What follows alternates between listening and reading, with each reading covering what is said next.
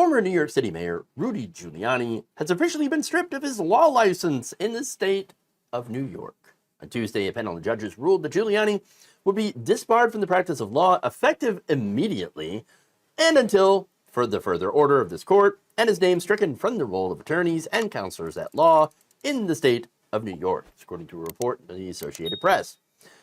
This is not surprising. Giuliani has already had his New York law license suspended previously for making false statements after the 2020 election, about the whole thing about, Dominion voting system stole the election from Donald Trump. No, they actually didn't. No evidence to support any of these false allegations of voter fraud, etc., machines. Oh, my God. But basically, this decision just makes that suspension permanent because Rudy Giuliani just wouldn't stop lying. It just wouldn't stop lying for no benefit either. There is no reason to continue on with this lie unless you're just an idiot. Unless you're a true believer, you're a glutton for punishment. Doesn't matter, right? In fact, Rudy Giuliani was suspended by a New York radio station, WABC, led by a conservative, by the way, for using his show to spread the big lie, even after he had been warned multiple times not to. This is John Katzimatidis.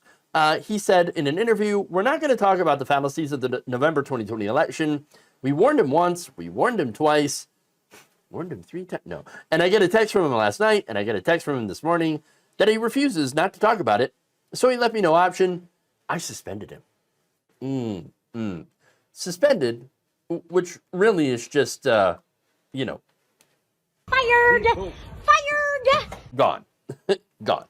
Okay, so now look, apparently that hasn't stopped him because he has a deal that I reported on yesterday with Frank Speech. That's Mike Lindell's platform that somehow is still going, even though Mike Lindell has no money left to pay his legal team. So, and lost all of his previous lawyers because he couldn't pay them, and then had his warehouse taken away because he couldn't make the rent. But somehow he's able to run this social media platform that apparently is paying, or at least allegedly, paying Rudy Giuliani $180,000 a year to do. That guy worth $180,000? You got to be kidding me. You have to be kidding me. But apparently he is.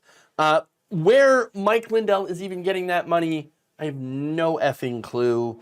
But it would make sense, though, that to have these two basically election conspiracy theory dead-enders end up on a team. I'm making a team. I'm putting together a team, okay, of the worst losers that you could ever see.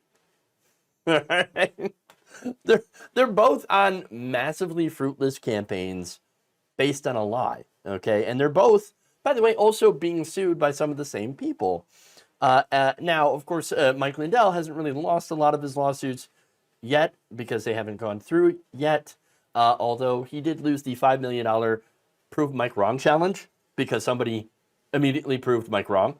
Rudy Giuliani's had a lot more legal mishaps, including the defamation suit that he lost against Ruby Freeman and Shay Moss. These are 2 election workers in Georgia that Rudy Giuliani continuously defamed and wouldn't stop defaming and hasn't stopped defaming. So they're going to come after him probably again, okay? So Giuliani, aside from that trouble, he's also in some legal trouble when it comes to the Arizona fake electors case. Giuliani pled not guilty to criminal charges for reportedly pressuring Arizona legislators and the Maricopa County Board of Supervisors to change the state's 2020 presidential election results. I don't like those results, so you should change them. Oh, and who are you? Who are you to go against the will of the people? I'm Rudy Giuliani. Yeah, that's not a good reason. Okay. No, it's not a good reason. Now, Giuliani told Arizona Republican electors just to vote for Trump anyway, even though he didn't win. So he helped he tried to help Donald Trump steal the 2020 election, and yet goes on about, oh, massive voter fraud. Now, here's the irony, right?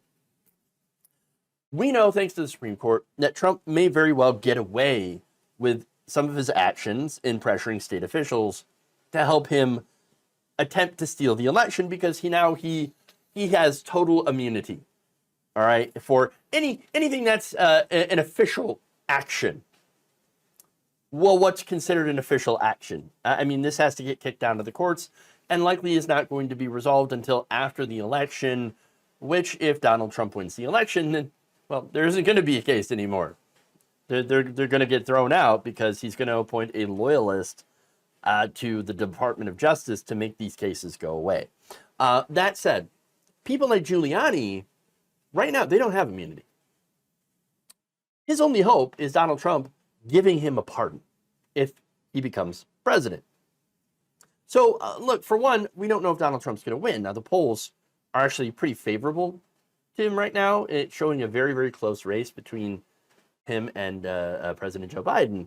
And, of course, Joe Biden right now is in the middle of, a lot of people are questioning whether or not he is too old and mentally fit to be able to actually be the Democratic nominee and beat Trump. 72% of Americans, these are registered voters, saying that they don't think that Biden is mentally and cognitively fit to serve as president.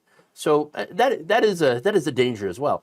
So that could give Trump the edge that he needs. And number two, if Trump does win, getting back to the question of pardoning Rudy Giuliani, if he would care enough to do that. Maybe he will. We know Trump rewards loyalty, but at the same time, Rudy's embarrassingly incompetent. And then again, a lot of cases, so is Donald Trump. I could see, though, a situation where Trump doesn't pardon him for that, but I don't know. I'm not 100% sure, and maybe this is what Giuliani is counting on, Trump getting back into power, getting rid of all of Giuliani's legal woes, and then he can go back to being a podcaster, making $180,000 a year. I don't know. But to me, this is just the latest example of somebody putting themselves through hell just for Donald Trump. and again, I mean, it doesn't make sense to me. It amazes me how people can continue to support someone like Trump and to even do crime for him. I will never understand the mentality that these people have to serve someone like Trump. And I guess I should be thankful that I never will understand. Thank you for watching. If you enjoyed this video, please like, share, subscribe, hit the bell icon in order to get notified whenever a new video is released. And if you want to support independent, progressive media through this difficult time where it seems like everybody is shutting down, you can become a member on our YouTube page, you can become a subscriber on Facebook, or you can go to my Patreon. It's patreon.com/Jeff Waldorf. Thank you.